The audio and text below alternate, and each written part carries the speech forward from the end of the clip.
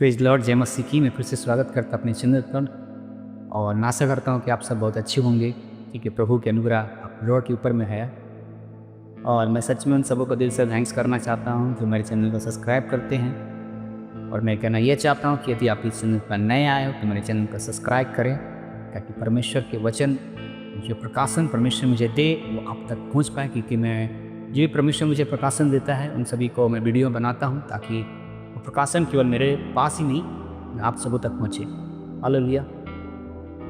तो आज मैं आपसे बातचीत करने जा रहा हूँ, आप लोग को ये समझाने जा रहा हूँ। शायद आपको नहीं पता होगा तो आप इस चीज़ को जान पाएंगे कि जिंदा कलीसिया कौन सा है। मतलब ऐसे कलीसिया बहुत सारे हैं, चर्च बहुत सारे हैं, लेकिन कभी कभी मन में सवाल आता होगा, आपके मन में आया होगा या नहीं भी आया होगा कि जिंदा कलीसिया या फिर सच्चा कलीसिया, जो जीवित कलीसिया है। ऐसे कलीसिया बहुत सारे हैं, लेकिन चर्च बहुत सारे हैं, लेकिन कौन सा चर्च में जाना चाहिए और कौन सा चर्च में नहीं जाना चाहिए, ठीक है ना। कौन चर्च जिंदा है, कौन कलीसिया मरा हुआ है, समझ इस चीज़ को समझना इंपॉर्टेंट है। वरना हर एक चर्च में, हर एक कलीसिया में जाने से आपको बेनिफिट नहीं मिलेगा, और आपको पता भी करना पड़ेगा कि सच में जिंदा कलीसिया और जिंदा चर्च कौन सा है, सच्चा और जिंदा कौन सा है। मैं आपको जल्दी से एक शॉर्टकट में बताना चाह रहा हूँ कि सच्चा और जिंदा कलीसिया कौन सा है, ठीक है।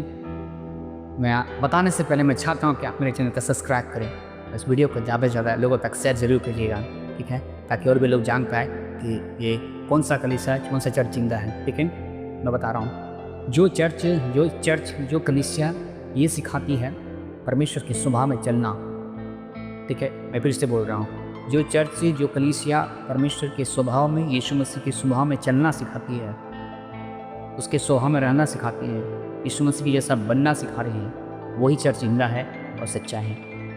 क्योंकि सामर्थ उस शैतान के पास भी है, लेकिन जो चर्च सिखाता है लोगों को यीशु मसीह के स्वभाव में चलना, ठीक है ना। अब चर्च जाएंगे, देखेंगे चर्च में, कहेंगे लोग चर्च में भी लोग खैनी खाते हैं, दारू पीते हैं, बहुत सारी चीज़ करते हैं, ठीक है ना। मैंने ऐसा भी सुना है कि चर्च में जब प्रभु भोज का टाइम होता है तो लोग अपने मुंह से खैनी निकाल कर प्रभु भोज देते हैं। तो क्या वो चर्च जिंदा है?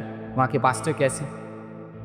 कलीसिया आपको बहुत मिलेगा, चर्च बहुत मिलेगा, लेकिन आपको देखना है, जानना है कि कौन चर्च में जाए, कौन प्लेस है जिंदा है, कौन सच्चा। वरना आप जैसे कलीसिया में जाएंगे आप वैसे ही इंसान बन जाएंगे, वैसे ही बन जाएंगे। क्योंकि अगर आप वहाँ जहाँ चेक कहीं चर्च में आप गए, ध्यान से सुनिए, कहीं चर्च में गए, वहाँ पर पास्टर आपको सिखा रहा है कि यीशु मसीह के स्वभाव में चलना, यीशु मसीह के स्वभाव के जैसा बनना है, रहना है, तो आप वैसे ही सीखेंगे। लेकिन जहाँ पर केवल सामर्थ की बात किया जा रहा है, यीशु मसीह कोई स्वभाव से रिलेटेड नहीं है। मालूम यीशु मसीह जब आएगा तो केवल उन लोगों को नहीं ले जाएगा जिनके पास परमेश्वर की सामर्थ है, जो बड़े बड़े काम किए, केवल उन लोगों को ले जाएगा जिसके अंदर यीशु मसीह का स्वभाव है, चाहे वो सामर्थ काम किया या नहीं किया।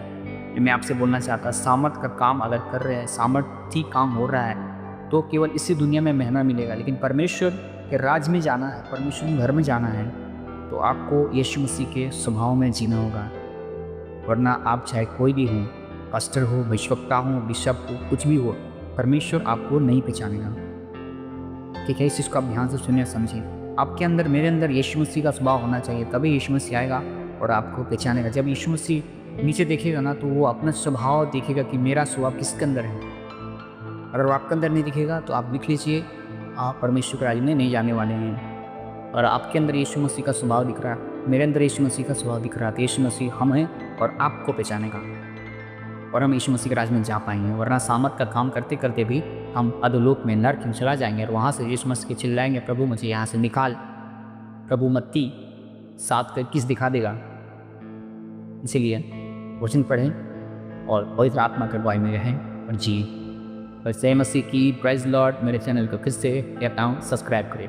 हालेलुया।